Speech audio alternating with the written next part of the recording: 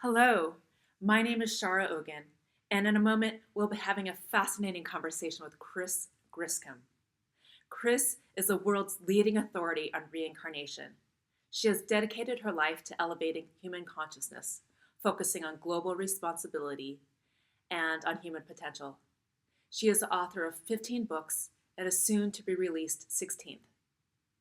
She travels around the world teaching workshops, and she currently resides in Galisteo, New Mexico, where she is the founder of the Light Institute. With no further ado, I'm so excited to introduce you to Chris Griscom. So you've been talking a lot about cosmic citizenry, Oh, and it yes. took me quite a while to understand what that meant. Can you explain a little bit more about what that means? I know. It's a term that you've coined. Yes, as are many of the ways that I speak my funny language, Yes. I know. But really, it's the idea of recognizing that citizenry is about ourselves and the others. You know, you're a citizen in your relationship, you're a citizen in your culture, in your country. And what does that mean? How do you follow the laws? How do you set the way that you relate? And so cosmic citizenry is an idea that prepares us for the recognition that we're not alone in the cosmos, and that indeed we have galactic DNA. We are a part of a galaxy. And so it's important for us in terms of our sense of self to imagine and begin to have a feeling for being a part, a citizen of a cosmos, so that we realize that there are levels of reality and higher beings that we could harvest or have come into our third dimensional world. So it's just a kind of a little kiss to say, let's expand our sense of self. And how do you know we're not alone? What tells you that? I've experienced it, of course. My own inner voice, my higher self says that truth is what we experience and that it changes. So I have had some experiences, many people have. I'd say most children have experiences of cosmic light, cosmic beings, cosmic presence. Actually, in today's world, it would be, I think, very quaint to think we're the only citizens in the cosmos, the only conscious beings in the cosmos. Of course not. We're a young galaxy. Well, I'm sure a lot of us have experience with the cosmos or cosmic beings or cosmic experiences, and we don't even know what that is. Yes. How do we know? How do we know that's cosmic? Well, you know, rather than even say it's cosmic, what we want to do is to feel that stretching out when something that would seem in our third dimensional reality impossible, we actually have an experience of it. And it impinges upon us. It expands our sense of self. And so again, it doesn't even matter what you call it. What's important is to realize is it allows you to reach out and to reach up into something that feels like it belongs to you. Because I think almost everyone feels that they belong somewhere. Yeah. Or they came from that. Or they want to feel that. Or they want to feel that.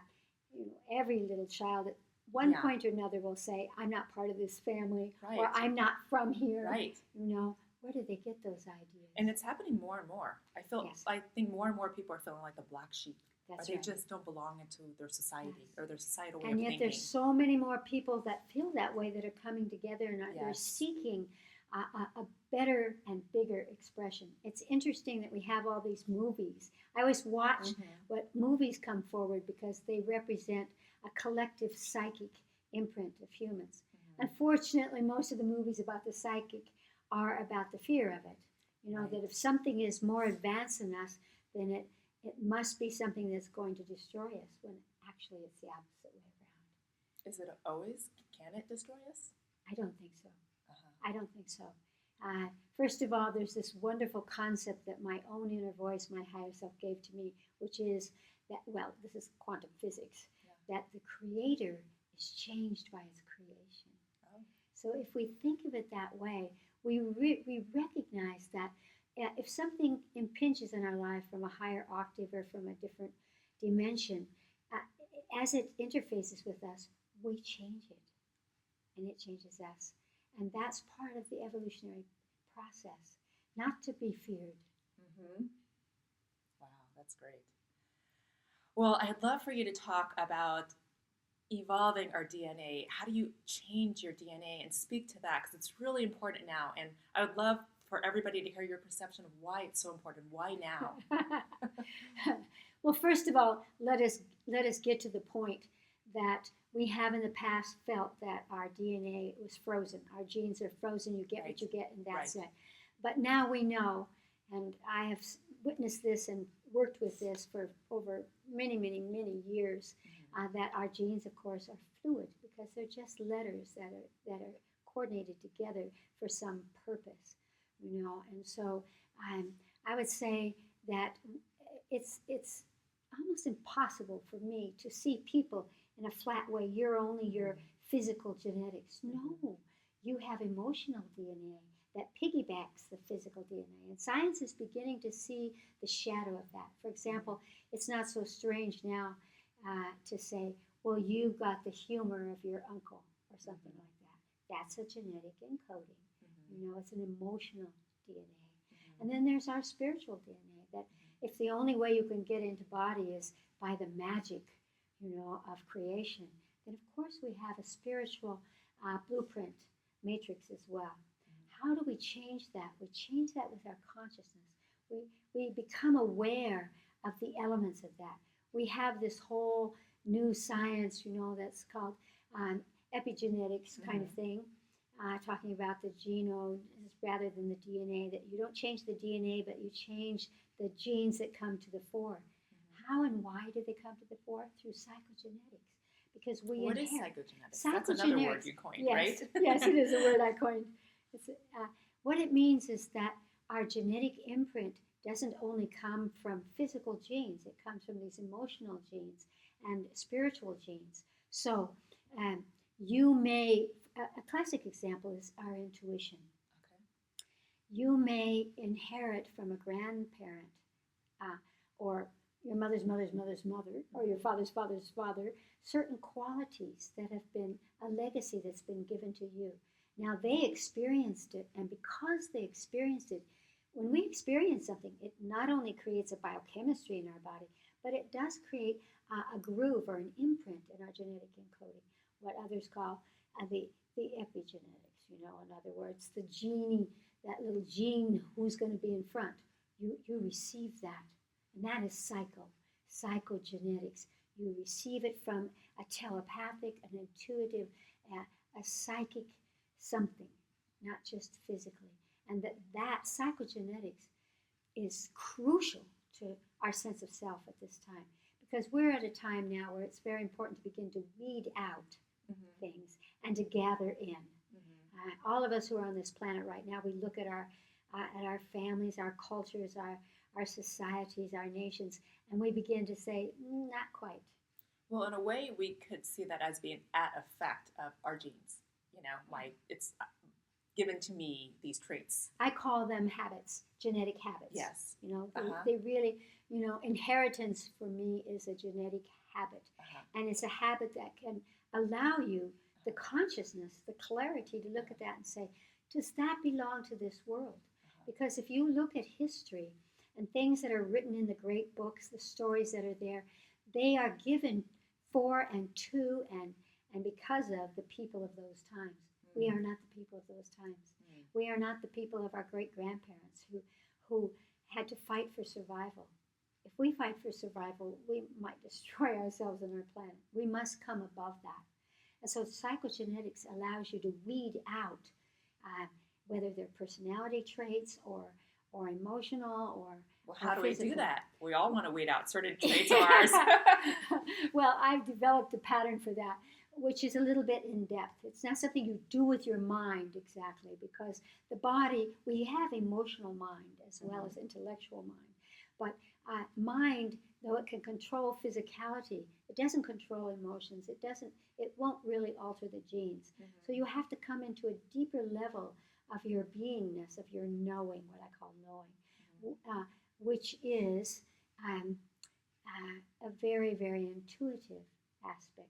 So the way that we do it, for example, we could do it in this lifetime. You could think, I want to know, here's a good example. I had someone who didn't like their aunt because her aunt was fat. And she didn't want to be fat, so she never liked her aunt. She judged her aunt.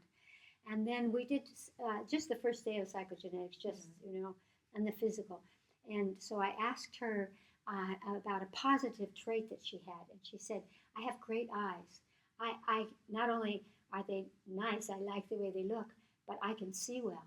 From whom in your family constellation did you get those eyes? From my aunt. And so the moment that she realized that, so she had an experience of recognizing, acknowledging a trait that she had, and then she was able to see that it came as a legacy from her aunt. So her whole relationship with her aunt changed. That changed her. So and that changed her at the gene level, the DNA level? Of course. Of course it did. And what it did is it changed her emotional DNA and her spiritual DNA. And then what we would do is go into an incarnation that has that particular theme. And that is the way that we actually change the genetics. And what's exciting about this is, we can talk about it emotionally, but when we talk about it physically, it's fantastic. I've seen people, when they go into these deeper levels, a lifetime, if you will, that has that theme with the person that they inherited it from, that their physical characteristics change. That's amazing. Their eyes might improve, That's or their amazing. face will change shape. Yeah. Their weight will alter their whole body. And that tells me, no, we're on to something real here. Yeah, that that's we can exciting. measure. Not that I care about that as much as I care about a person having the experience. Right. Because when someone has an experience, it becomes true for them. Yeah. And so that reinforces, without saying, gee, I need to change my shape or my eyes or my something. It just happens. And this is the fascinating thing about ourselves as humans, is that what we think and what we focus on in our consciousness, we have the power to manifest. And it's very important on the planet at this time to see that we can do that physically. We can shift the way we get diseases. We get diseases very communicably. For a while, everybody had heart disease. Then everybody had... everybody has thyroid nowadays. Everybody has thyroid now and diabetes now. Yeah. And now the big one is Alzheimer's. Yes, there are environmental things. In episcience, they say, it's because of the environment or what you eat. Yes, a little bit, but more so, it's because of your sense of self and how you identify through who has impinged upon you and all these different layers of your own reality. And so it's very important to realize that we're at a time when it isn't that we have to wait for science to figure it out. We must do something that is beyond that whole exploration. It's wonderful to have it because it always confirms. I love it when scientists go, there seems to be emotional content here that we see the shadow of, and we've been talking about it for 60. I've been working 66 years. I would actually love to hear more about the correlation with disease and about genes. I have the BRCA gene, the cancer ovarian, and how do I know when I've gotten rid of it? Well, one of the things is that you choose to get rid of it. You can't do that by saying, I don't want that. Right. What you would want to do is to go back on a genetic level to see from whom you inherited it.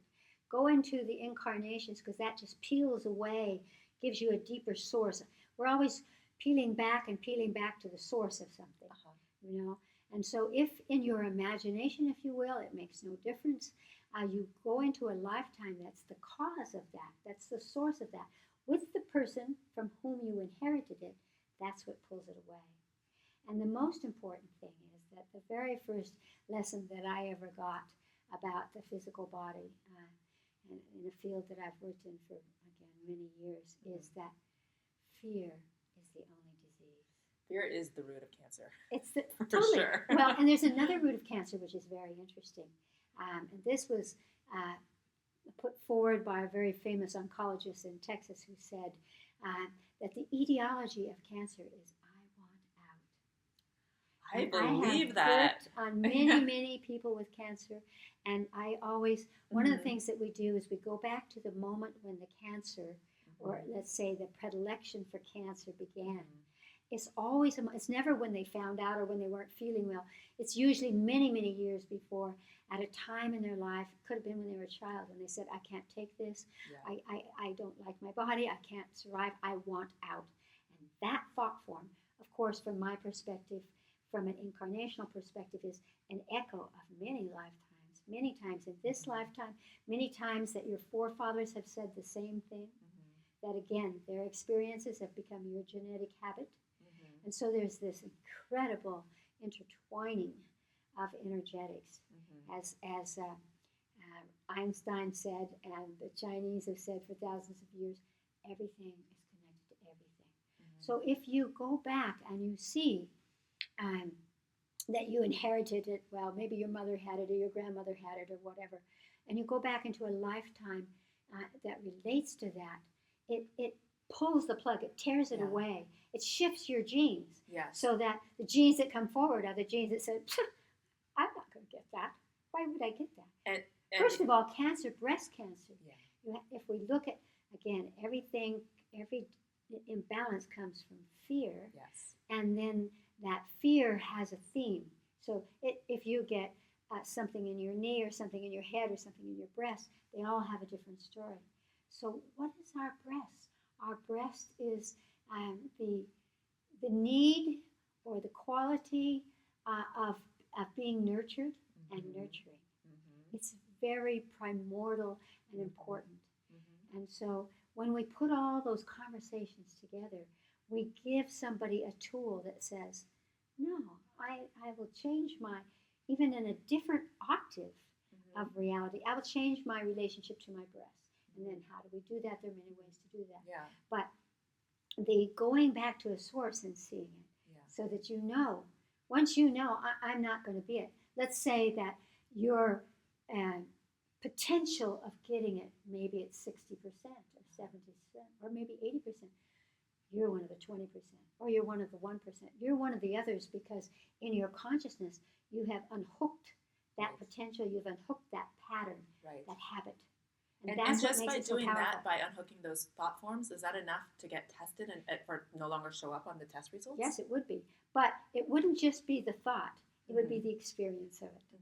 And that's why I don't only do it in this lifetime. That would be enough to move things around, to probably shift you into a conscious place where you say, I don't really have to do that. So if somebody is unaware, untrained on how to access a previous lifetime? I would never recommend anybody to access their lifetimes by themselves. Okay. I really wouldn't. So then how do people heal it then? Well, then they come to people who do that kind of thing, who are trained in it. But they can begin with themselves. They can begin by looking at their own history in this lifetime. From whom did you inherit? Nobody has to tell you that. Right. You may think, well, you may know, oh, let's see, my grandmother died of that, or my aunt died of that, so you think it's them. But then when you ask your body, 2 or 3 generations back. But if you ask your body may not say your aunt or your grandmother. Right. Your body may say that particular potential came from someplace else. And so suddenly that whole who are we blaming and who's a part of this, and this is very important when we look at psychogenetics. It's never their fault because they passed a negative characteristic to you. Yes. You took it. Maybe you have a sister. She didn't take it, but you did. And that's why I do the incarnational work. I want to see how you have placed them in your experience in a particular dance of relationship. Can you speak more? I think for some people it might be hard to fathom. I took that. Yes, I know. This is very hard for all of us because we're much more comfortable with being either the victim. It happened to me. He did it to me. Either we're the victim like that, or we're blaming. Right. And they kind of go together. And so, again, we have this collective conscious idea that, you were the twinkle in your father's eye, that, somebody else did this. Yeah. And so, but the more that you explore in the depth, let's say your spiritual genetics, you recognize that from before you were born, you came with a purpose, that there was something that you were looking for in life. And I would say you magnetize that. So in my work, I have truly discovered that we choose our parents. From a spiritual perspective, We choose our parents. And we choose them because we have traveled many, many times with them. And so in that, we can begin, and this is what's so important, we can allow ourselves to look at something that's negative and realize that we're looking at something, but we don't have to be caught in it. In other words, we're very busy being self-righteous or have defense mechanisms. We don't need them. We can simply look at something and say, aha, this is how I had this experience. This is how I brought this to myself. As you understand the power of you to use something, it will change you. It will truly change you so that you can say, I gave myself this, now I will ungive myself this. My first spiritual teacher when I was young was a curandera. You might call her a shaman or a healer in Mexico. And she always said, whole in the spirit, whole in the body. And she didn't mean that if you had a disease, there was something wrong with your spirit. What she was saying was that your spirit will use your disease to teach you, not to hurt you. I agree. And even death is sometimes the greatest healer. We need to learn that so that we can move in life fearlessly, and not be afraid of dying, that we will lose ourselves. The soul never dies. Well, let's talk about death. Okay, let's talk about death. So where does the soul go after? Sometimes when someone dies in a horrific death or a sudden death, their spirit will linger. And that's why all these conversations about spirits, they're not fabricated, but we, of course, say that they're ringing the bell and they're scaring you to death. They don't even know you're there. What happens with spirits in the astral is they keep repeating their death. And yes, if you have a particular intuitive capacity, you can reach in there and find that out and release them. Typically what happens when someone dies, and this is very interesting because I have found this out by speaking to teenagers, young people who die, and they go into a level in the astral where the people who have died, they take them into a place of peace so that person can rest and review and come to a higher octave of understanding in the soul, so then that they go into the light. But what interested me about that when I kept finding that was that young people, for example, they love to die in car accidents. They love mechanical things. Yeah, they really it's funny. do. I was just thinking about that. Yeah, they do. So you often hear, oh, but this person, he was the brightest and he was the most successful and he was this and this and this, but you don't know that person. Again, a tiny baby is a fully developed soul.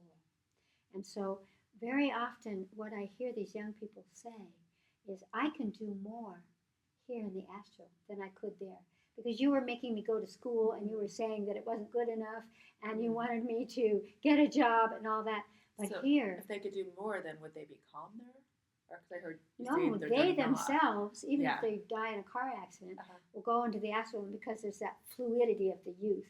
It's just like children, if you watch, and I've been with a lot of babies and children who died, they're not afraid of death. They feel very badly for their parents, but they're always saying, it's okay, because they do, because their consciousness is expanded. They feel cosmic energies of love. They feel something else that doesn't have words, that they can't explain, but they are peaceful, whereas everybody else is terrified. So what about the ones that die and really weren't ready to die? And so they're not in that happy place. Yeah. So when they're not in that happy place, then they're going to go someplace, because consciousness never dies. It just leaves the physical. And then as consciousness, it will hold on to the shape or the lifetime, the experience, however there was a sense of self. And then they will begin to work that through until they see what the purpose of that is.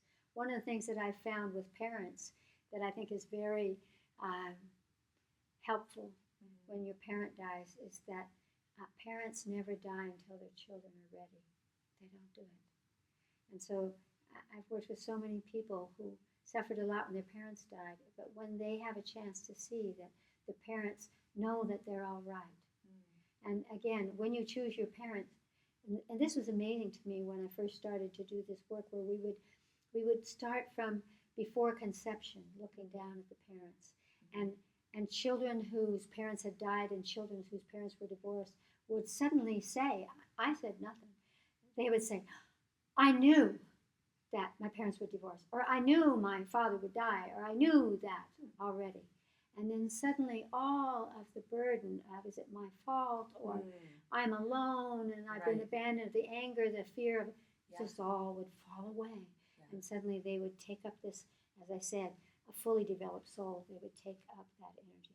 So what happens with teenagers, with young people, is that they may have a little transition themselves, and then you find them and into this higher level of astral, where they actually literally guide people who have just died into these places of the teenagers who have died. Okay.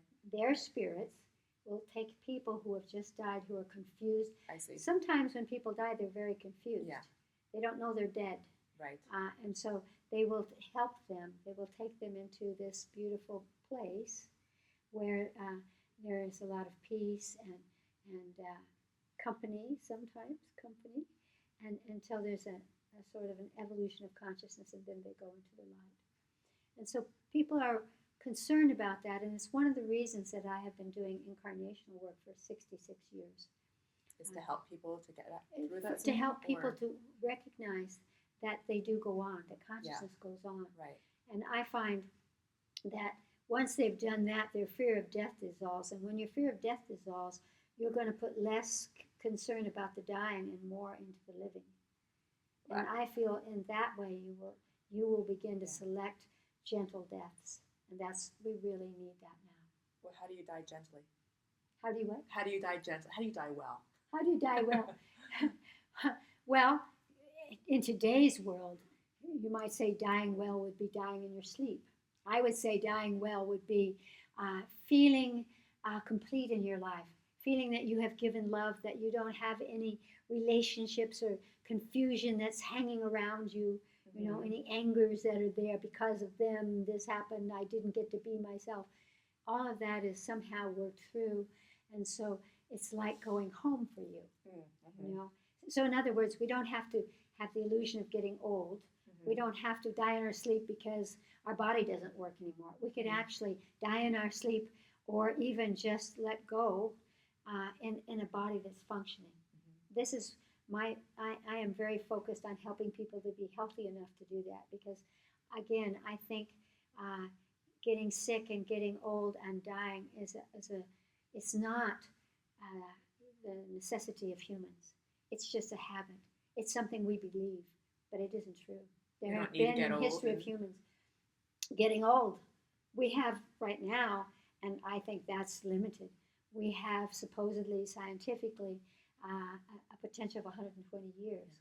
The average death is about 75 to 80, you know, so we're not doing very well. What's happening? We live a little longer, but we're not living well. Yeah. So people say, oh, we're living longer today. I don't think living in an old people's home, being a vegetable, is living. Unless there's entertainment there, stimuli. Well, yes. I'm not saying that's terrible. What I'm saying is there's an even better way. You know, there's a better way to go through life, and it's not this idea that you have to get old. And it's beautiful now because, thank heavens for science, we're beginning to be able to look at the cell and the subatomic levels, and we're beginning to see how this is connected to this, and that the body gets old because it doesn't have the nutrients it needs, or it doesn't have the consciousness it needs, and we can supply that. And when we supply that, people stop getting old. And all over the world, we have people that live above 100. I love to use this example. There's a place in the northern part of China where you have to be 100 to get into a university. And you're studying, but you have to be 100.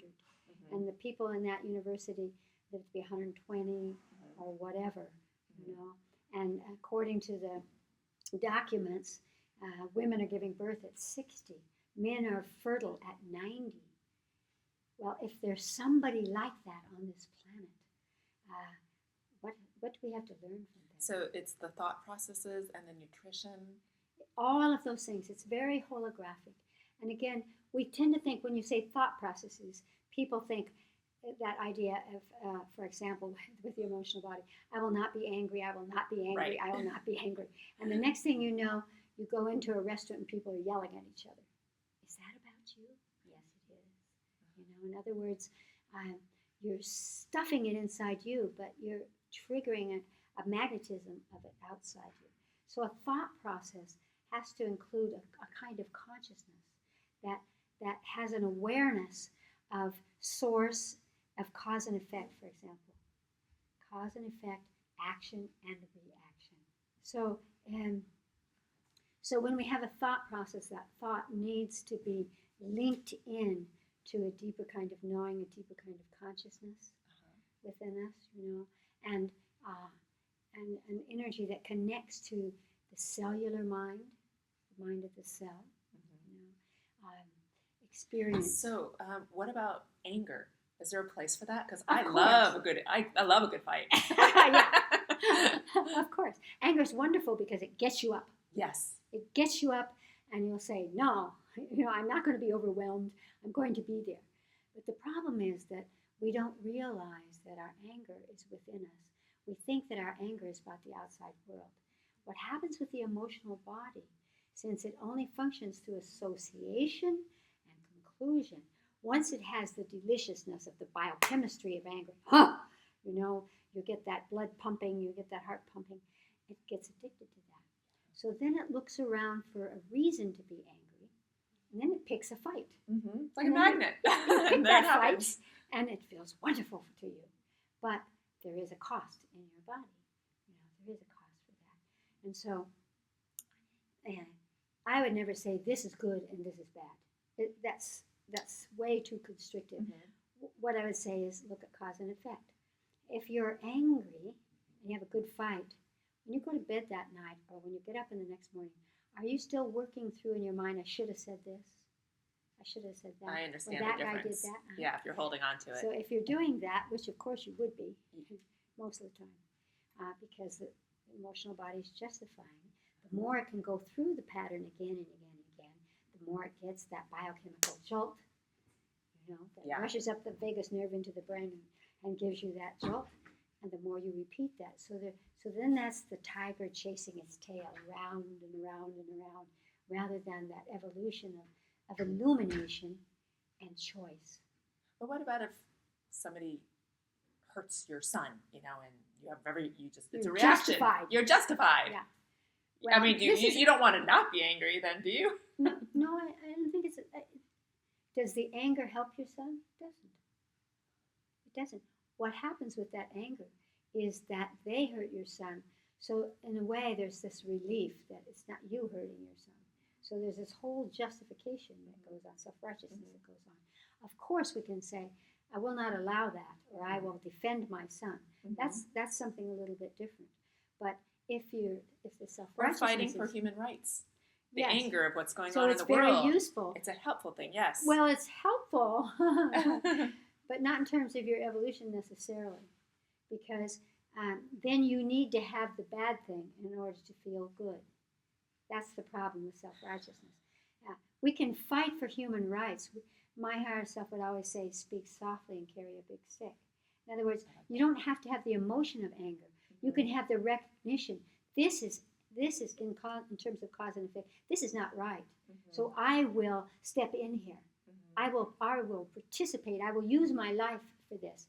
But if you use it with that justified anger, again, when you get home at night, you won't have time to play with your child. You won't laugh and play. I once had a girl. Here's a perfect example of that kind of thing. I once had a person I was working with who had grown up, who was a child in World War II. She was hidden in a bomb shelter, and she was a little girl, and she was playing, and her father picked her up and shook her almost to her unconscious state, screaming at her, "How dare you play? How dare you laugh when people are dying?" I met this woman at 50. She'd never been married. She'd never laughed. She had a stone face. She'd never felt anything. So she had imprinted that. So she'd taken on, I dare not. You know, well, it's the same thing with anger. If you take on that anger, then that's what you have. And then are you conscious enough to say, okay, I'm finished being angry. I've spoken for human rights now. Go home and play with my child. You won't do it. Well, speaking of anger and human rights, this is a time in the world where there's more reason to rise up. Yes. And to fight. You know, but the thing is, forget the word fight. Yeah. Use the consciousness. Stand up and teach this world. Teach. A higher octave. And yes. what I love about what's happening right now is that, yes, we have these templates for what we don't want. Yes. On country levels, on human levels, on society levels.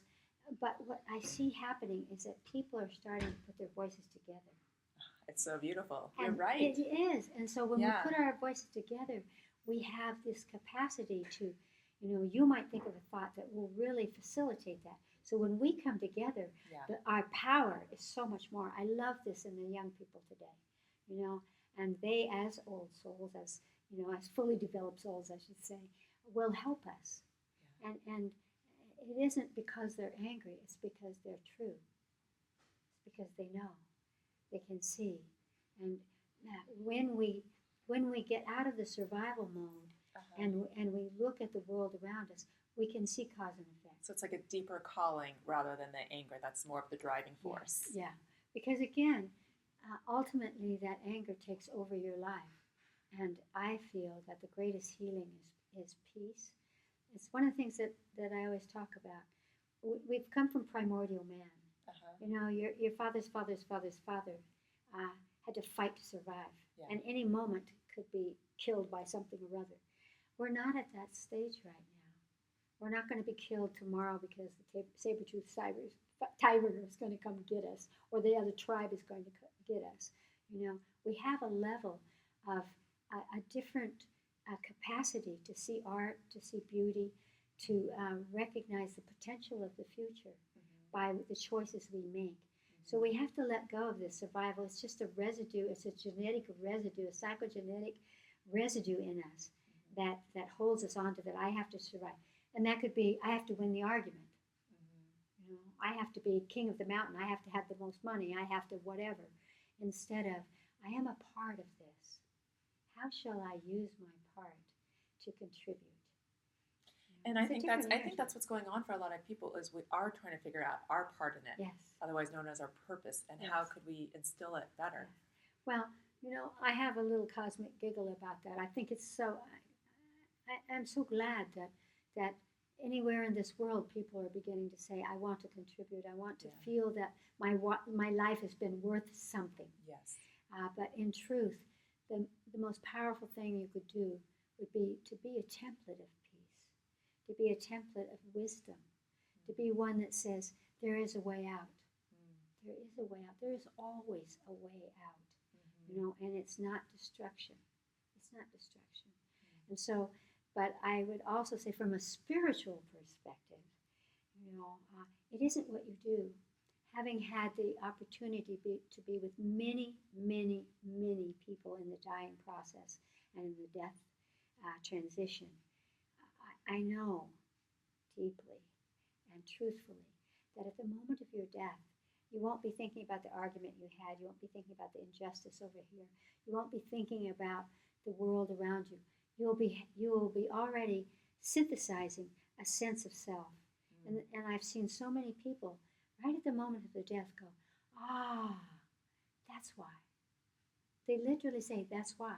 And I used to go, that's why what? That's why what? And some of them answered me, and then some of that I got intuitively. They were saying, that's why my life. They would feel that hologram, and they would die in that place where for one fraction of a second they weren't judging themselves. They suddenly felt like, it's okay. So you've had, 6 near-death experiences? 6 near-death experiences Did you have myself. That same experience? I had, oh yes. That moment? Well, what I had was an experience of consciousness after losing my body. And again, that's what happens to people when they lose their body. They have that opportunity for a bigger hologram.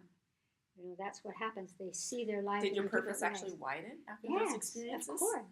Of course, because when when we're in it with our body, we Uh-huh. kind of forget our spirit. We kind of forget our soul, and those are so they're all interwoven with each other in such a small little contraction. And suddenly, when there's this expansion, you have that sense of something much bigger moving, and that suddenly you feel a part of that. Was it clear to you what to do about it? Not always. When I was a tiny baby, of course, I bopped in and out of my body all the time. When I was born, my mother died. She recovered, but she was dead. Uh-huh. She had heart failure, and I was very premature, so I couldn't decide whether I should go out or stay in. So that imprint left me. See, what seems like it's terrible can often be your great teacher. Right. Just like death is a great teacher. So what I got from that is I learned really, as all children do, they go in and out of their bodies very easily, And Yeah. so whatever you're drawing in your consciousness when you're out of your body can support when you're in your body.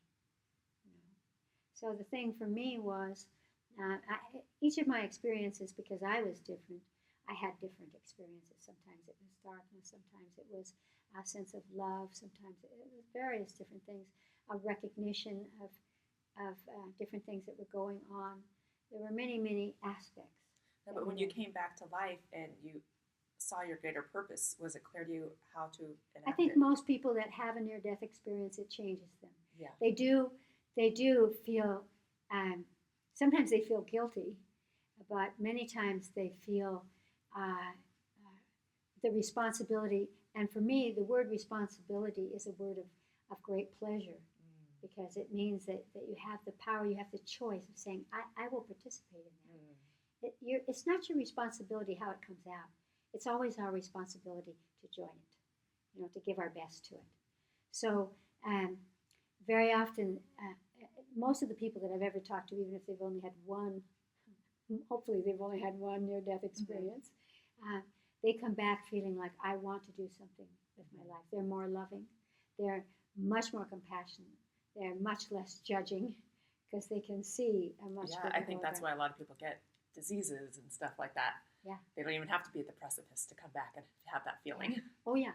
You get even that near death, where you get a disease that could take you out. Yeah. Disease itself is what I call a timeout. Right. It's saying, now pay attention to what's true for you and what's real for you. And so, but the thing about a disease is people they no longer can participate in the outside world. They are consumed with the pain that they have or the energies that they have. And so that creates a different pathway of consciousness, But I think that people that come from that back into health come back into health with more inspiration to live better in their lives. And what is better in your life? Better in your life is definitely peaceful. If you are peaceful, you are safe. And if you are safe, that's when you are abundant and have something to give. If you are not safe, you're always going to be trying to scrapple for something that will make you feel safe. And it's not outside you. I have so many questions for you. One question, changing the topic here, is about pollution, how the world is changing, how the environment, you spoke earlier to me about this, about all the toxicity and how we have to actually evolve our genes in order to survive in this planet because of what's going on. That's right. Can you speak to that? Yes. For example, because the electromagnetic energy of the planet is shrinking and we're getting more radiation coming into the planet, as well as creating more radiation here on this planet, we must learn to adapt to that. So right now we feel like radiation, we would hope it would cure cancer, but usually it has its own double-edged sword there, because it destroys so much of the kind of radiation we use for those things. So we want to quicken our frequencies so that we can recognize radiation, for example, and we can use that because that's the future of the planet. And when we quicken our frequency, we can distribute our energies in different ways. For example, one of the things that I have is this project about global warming and this whole thing of the carbon dioxide. We're trying to sequester it But the problem is our seas are being filled because they're warm, and so they're not taking in the amount that they were taking in before of the carbon dioxide. And what I've been showing is that we can use consciousness to not only dissolve something, to push it, this is quantum physics, to push matter into the unmanifest, we can do that, but also we can alter that matter. We can alter our relationship to that matter. And so it's very important in today's world to care about the environment. There are places on the planet right now where birds are falling out of the sky because there's no oxygen. When our oxygen level drops, we have people who are depressed. When we have people who are depressed, they can't give their gift. And they can't sense themselves. Where is this happening where the oxygen is so It's low? happening in Mexico. It's happening in India. It's happening in many places in Asia. And what's the reason? Because the level of toxins in the air have blocked the oxygen Is levels. it more from the agriculture or more from It's all of it. everything? It's the agriculture, it's the planes flying over, it's the cars that are, mostly it's our human-made pollution, And so we're very slowly, but we have to do it more quickly. We have to understand that you think you don't care about the pollution in India.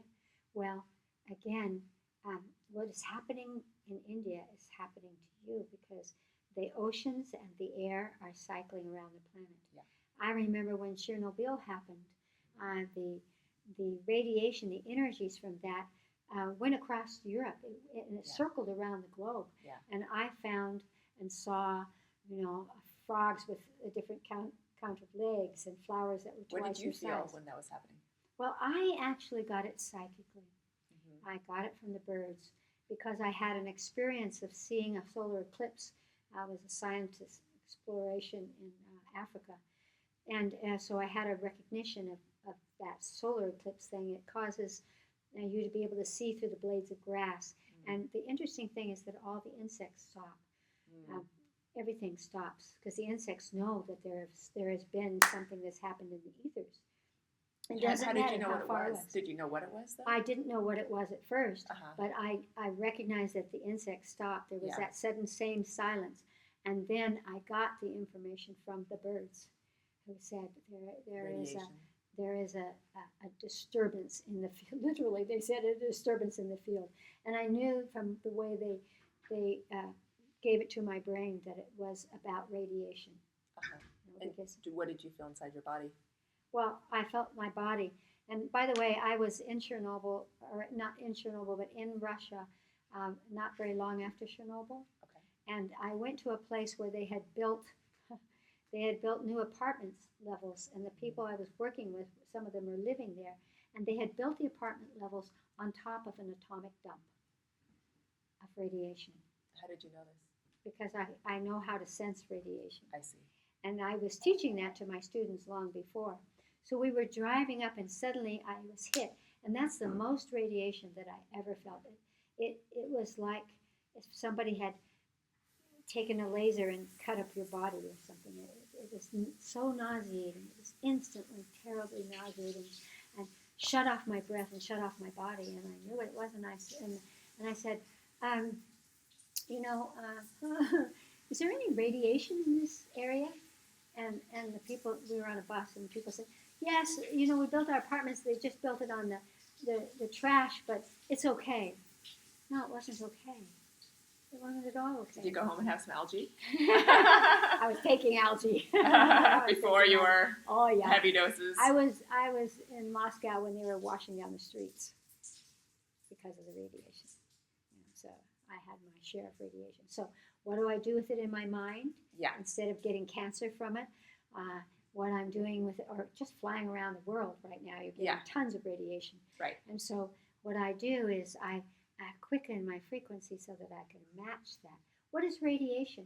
Radiation is simply at the speed of light that's so fast that we can't see it, but it is light. And so the more that we take in light, the more we become aware, the more that we recognize that our cells, the rocks, the people, the plants, everything here is made of light. Uh-huh. You know, the more we acknowledge that, and the more we use our consciousness to allow light to speed up our energies, the more we can handle that. And so I can tell it, I'm aware of it, and I found I would take my students to an area in Los Alamos where the bomb was created, and I would tell them at a certain distance, they didn't know where this was, I would say at a certain distance you will feel the radiation, and it feels kind of like something slapping you, some pressure on you. And Some of it us didn't feel that matter every whether day. they were 6 or 60, Yeah. they would all at the same place go, I feel it, I feel it, I feel it, and then we would look at it because there were different kinds. There was the alpha radiation and the omega, and there were all these different kinds of radiation that had You could different feel the molecules, differences, yeah. and they could feel the difference. Yeah. And so that helped them to, when they would go back to their countries, and they had a nice little one of those kind of stations in their countries, they could feel that radiance. So instead of being overwhelmed by it, they would shift up to it. And this is what time it is. Okay, to learn that we could do things we never thought we could do. I want to hear more about how to shift not only to the radiation, but to the changing environment going on, because are we going to survive this planet? All the changes that are happening, Yes. the water, the plastic. Informed scientists would say we're either at or very close to the tipping point where it can't be returned. I would always say that anything can be returned. I remember a story of a big inland sea in Japan where they raised shrimp and fish, and it became dead because of the pollutants that humans put into the whole sea. And so one fantastic Japanese scientist developed this thing called EM, effective microorganisms. And they taught it in the schools, and they made it themselves. They grew the organisms. They flushed them down the toilet. They washed their clothes with it. They poured it into the sea. And within a year and a half, the Dead Sea returned. So I would say, yes, we will learn how to protect and to love this planet. But we may, take ourselves, as we are now, close to the edge before we do that. So the first thing that makes a difference is to begin to recognize and to live that way. To look for ways that you can stop polluting the air. I have a video where I'm showing how to dissolve chemtrails. Now, scientists would not call them chemtrails, but that's what they are. Those big white trails that are left of planes, they say they're just exhaust. Oh, no, they're not. They have been tested by others and found that they are full of aluminum and poisons, and et cetera, all of which are coming down. And sometimes they block the rain that would come down. The rain doesn't come down because of those. They're definitely influencing the kinds of diseases that we're having. There are many more diseases all over the planet, respiratory diseases that are a part of that. So instead of saying the bad guys over there are doing that, what I'm showing is, imagine that you could look up and just erase it. Just push it into the unmanifest. That's quantum physics. We can do that with consciousness. And so, and kids, maybe even you did it when you were a child, where you would lay down and look at the clouds and poof the clouds, and make them go away. Yeah. And it's the same process. And so what we do is we dissolve that, and then we imagine that we're gathering all of that pollutive energy together, and then we throw it into the unmanifest. And it's wonderful to hear people say, we used to wake up to 10 or 20 of those things in the sky. There aren't any right now. Or I couldn't believe it, but I did that, and it went away. So humans are beginning to realize that we all have the power, and at this point even the necessity of participating in what is happening environmentally on the planet. Yeah. Even as simple as how we live our lives, how we get rid of our trash, how we do those very simple daily things. So every time I have like 10 questions all at once. Does everything we put into recycling actually get recycled? No. Of course not. Because But at least sometimes I it's a wonder. gesture. Yeah. Yeah. It's a gesture. But little by little, people are getting better at it. At least they're being aware of it. You see it in airports. You see it in hotels. Right. You see But it in then various where does it go? places. Does it actually all There's get recycled? there's the problem that we're having right now. Once it's in the blue bin? Uh-huh. And I know that we know that, I have a great love. For me, I have a great love of the oceans. And here we have off the Pacific, this thing that's as big as a state. And all over the world, scientists are trying to figure out how to get rid of that trash, Yes. which is destroying our oceans. Yes. And so these are the things that are challenging us right now. And there are answers, and we will find not just one answer, but many answers. It's the more that we put our heads together Right. and say, we can't allow this. We cannot allow this. We can change What are some this. solutions that you felt drawn towards? Well, they're just doing mechanical solutions now in terms of the Pacific Ocean. One of the things that we can do is stop having it happen in the first place. Stop producing plastic. Yes, Water get rid of bottles? the plastics. Uh-huh. Now they are creating plastics that dissolve, which I think is kind of, Right. it's just another step. But it's a Uh-huh. step. It is Uh-huh. a step. You don't have to use plastic straws. You don't have to use that. And, my concept is never to say you're the bad guys and let's get rid of it, just People like just with aren't oil or informed. something. It's just what You society just is say, doing. let's retrain Yes. you Retrain. so that you can make a living and you can feel good about contributing to the planet because you give something different. Yes. It's not taking it away and saying this is bad and you're bad. It's saying this doesn't serve us. So let's put our heads together. Let's train you to do a different job. So people who have been in the oil field or these big corporations would be lovely if they put their investing energy into recycling energy, into that Oh, kind for them, of thing. it's about the money, right? So. Well, but they can make money that way. Mhm. They can still make money that way. And so there's a little shifting that's going on in the planet. Mhm. And it's simply the desire. What happens with people is that we tend to think it's not about me.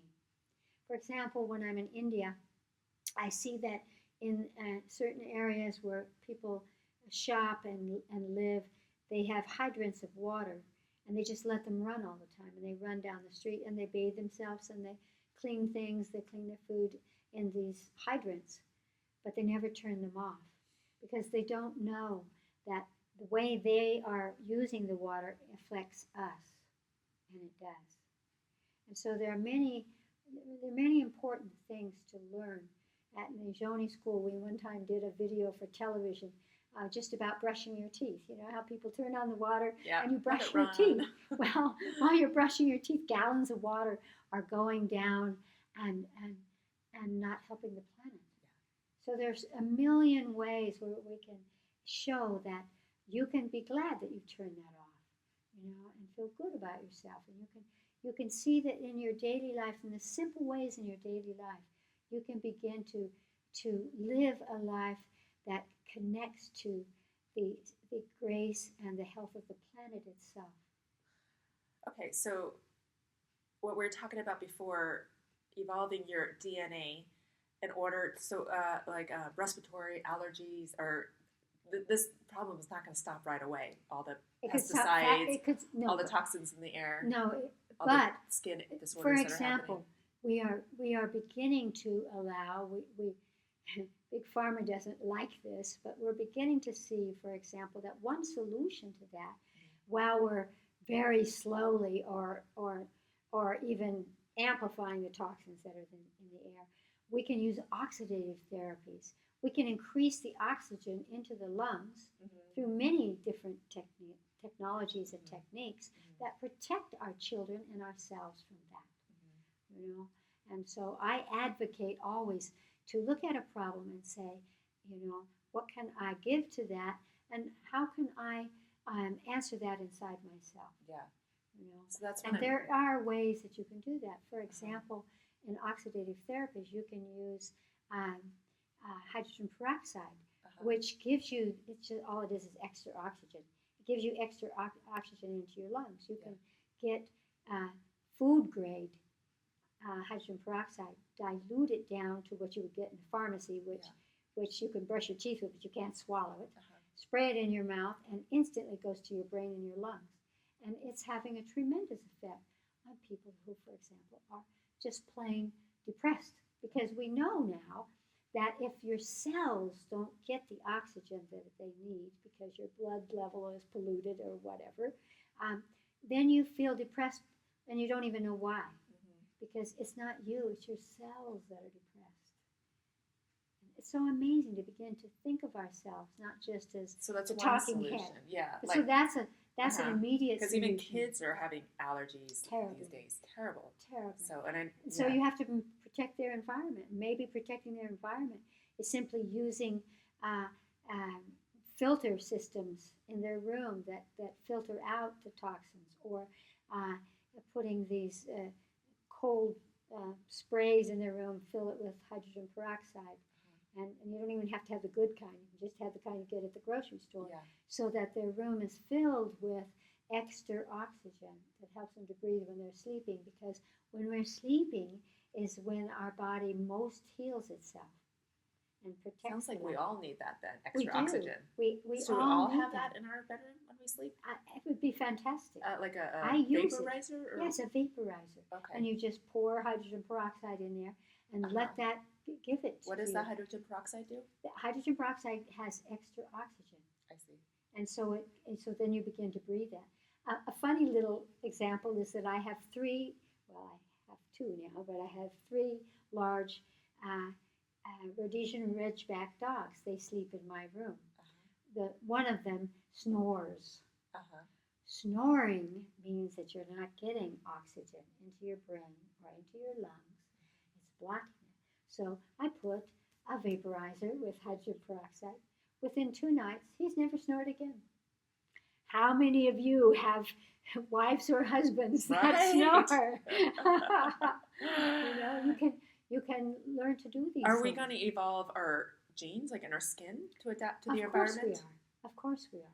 And do we have choice around that, or it just happens? No, we have a lot of choice around that. We know, for example, that most of our sun products that block the radiation from the sun also block the vitamin D, and that's poisoning our skin. And that's why we're finding now that there's an increase in skin cancer. The more that we've used these higher octaves of suntan lotions. And so we have to begin to see how we can change that. We can make our own. There are many foods, even raisins, for example, help to protect you from the radiation of the skin.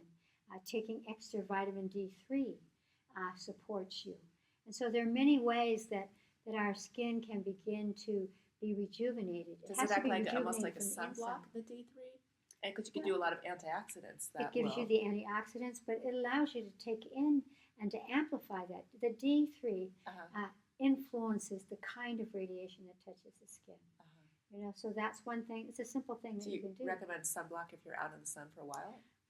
And that's an unfair question because I would be burned at the stake for making that statement. Yes, absolutely. I would say that I would never just go out and buy a suntan lotion. I would always look at what are the ingredients in it, and I would use natural kinds of things on the skin instead, and also taking it inside, because we know that we need to build the skin, build the collagen from the inside if you want to protect your skin. It's not just that you get the wrinkles.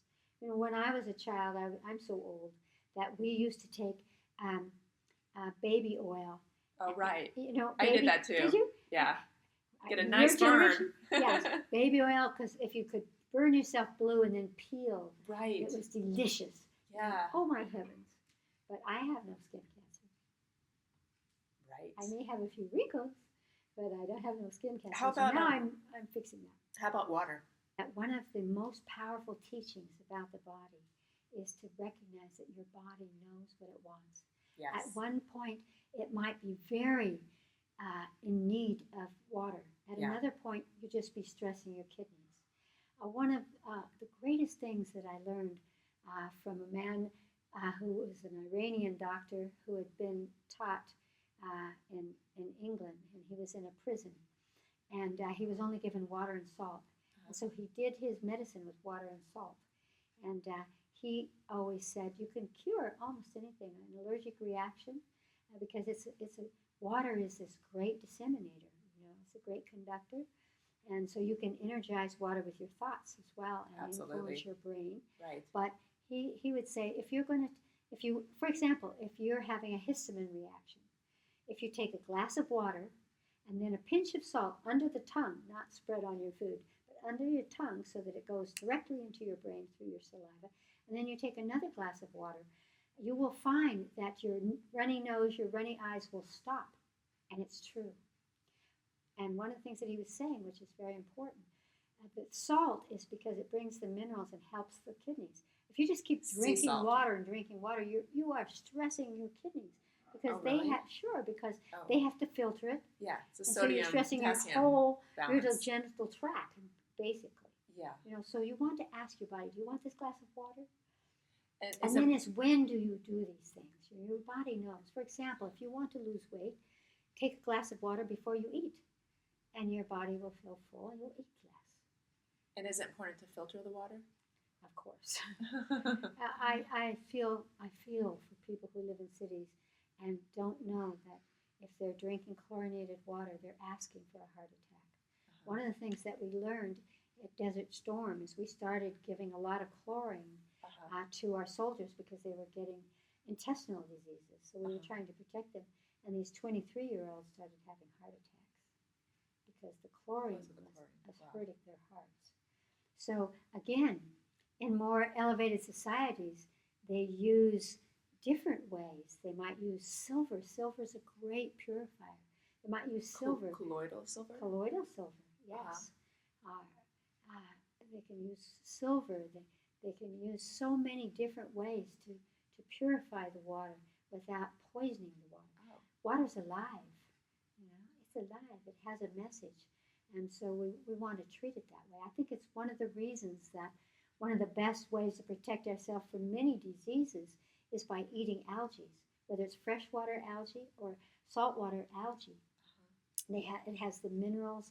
It has various substances in those algae that, because they're raised in water, that carries the message of water. It carries the just vibration. Like seaweed and spirulina and chlorella? Yes, which are freshwater. But then you want the seaweed from the sea as well. Yeah. Like dulse. I love dulse. Yeah. It tastes, for you guys that eat bacon, if you cook dulse, it tastes just like bacon. Oh, I didn't know that. And so you can make a wonderful bacon and tomato sandwich. Oh, wow. That's amazing. Just with dulse. Wow. Dulse. So there are many ways that we can begin to learn, because we know more about the body. This is the gift of the way where scientists are studying and going deeper and deeper into subatomic levels and seeing that there are multi-dimensions, that everything is connected to everything. If you do this, that occurs. And so the more that we recognize that, the better we are at nourishing our body. But the bottom line, without anything, is consciousness. If you can look at your body and say, I love you, body. I love you, body. I love you, body. Your body will respond, and it will get very good at telling you, I don't want that, I want this. And the body never lies. It's one of the first lessons I ever learned. Your body will never lie, and it will tell you what is true at any moment.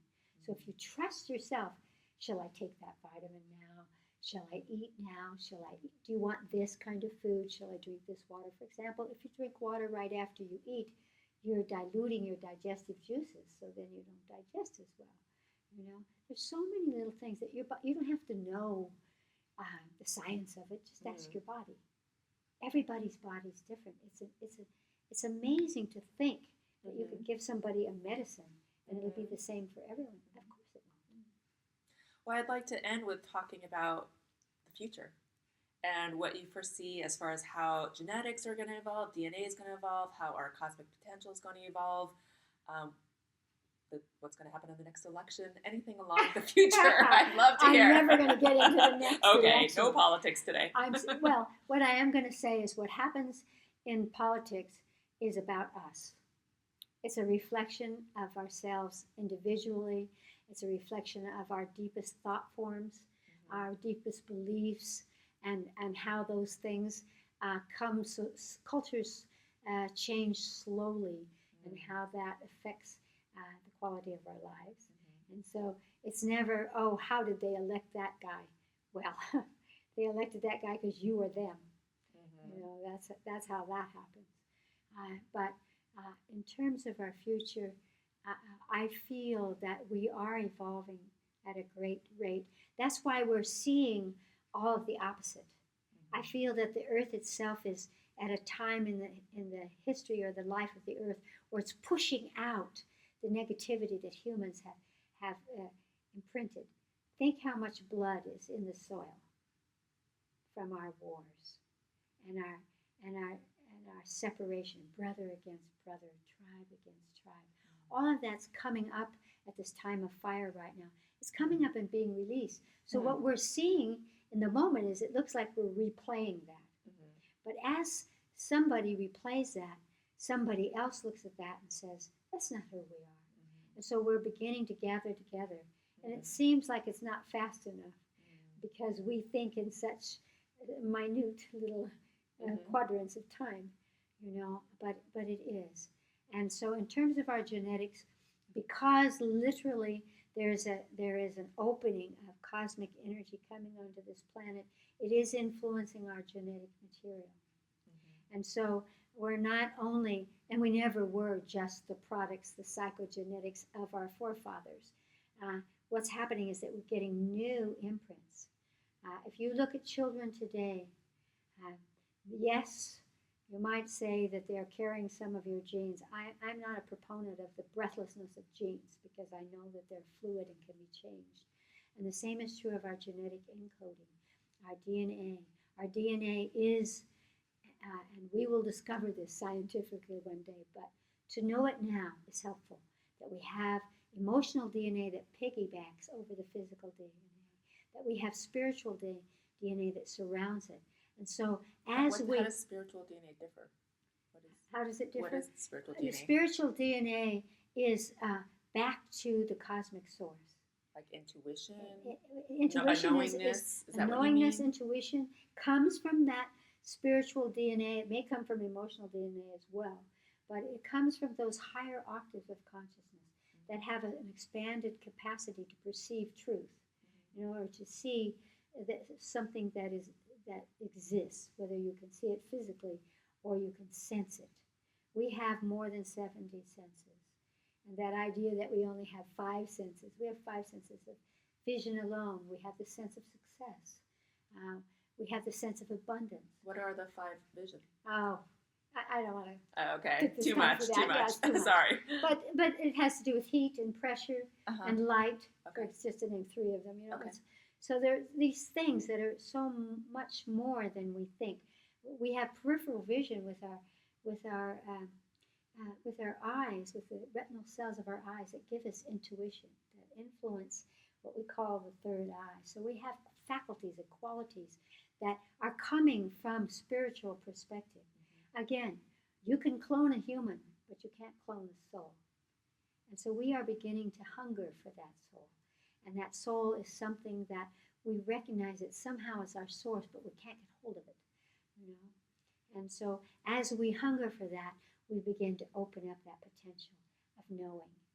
And so that is why I feel that we will survive this planet. But we will survive it because we will, whether we get this in a historic shock that takes us to the brink of life and death, or we grow into it, we evolve into it, we will come to an advanced recognition. Maybe we will have, for sure, we will have, as we have had in the past, we will have imprints that come from higher dimensions.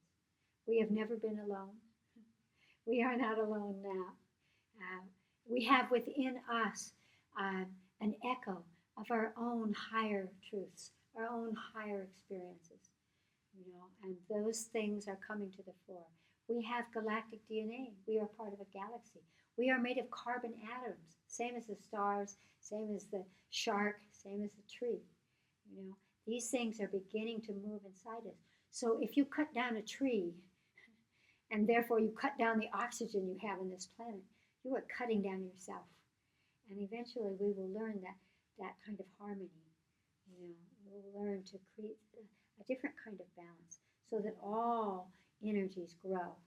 And we will see that we can't, just like the basic thing, if you just grow one crop, you're going to have disease.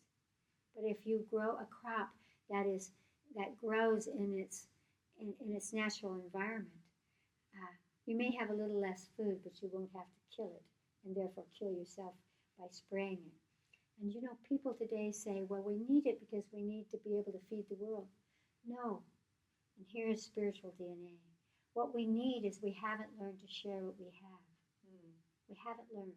In the United States, I remember when I was in the Peace Corps, which was over 50 years ago, the statistics said we had enough grain and food in storage in the United States of America to feed the world for, 100 years or something like that. We have not learned how to use the things that we have for the good of the whole.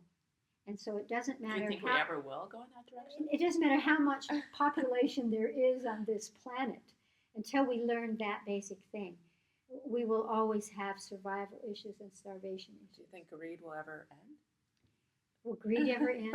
Yes, greed will end when the soul brings us the joy of belonging. We hunger to belong now, but we feel separate and we feel alone. So we fight to survive. But once we realize that when we give energy, when we take in from the cosmos and we give energy into the world, that there's a peace that comes with us. And when we feel peaceful, we feel safe. When we feel safe, that's when we give. And that is what will change this world. I will always uphold, as Anne Frank said, humans are really good at heart.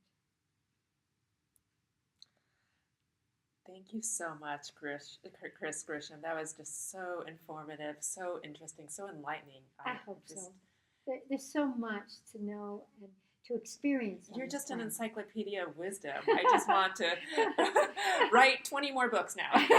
Get it out there. Well, you have some to write yourself. I do. and all of us, each one of us, comes with knowing, and we come with knowing because we're not new babies here, not at all. We've been here before. And by the way, what is the name of your next book?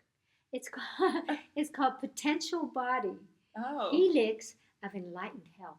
Oh. And so it's about showing us how it is that we can be healthy, how we don't have to be afraid of death, how we can discover that our bodies can do things that we didn't think that they could do.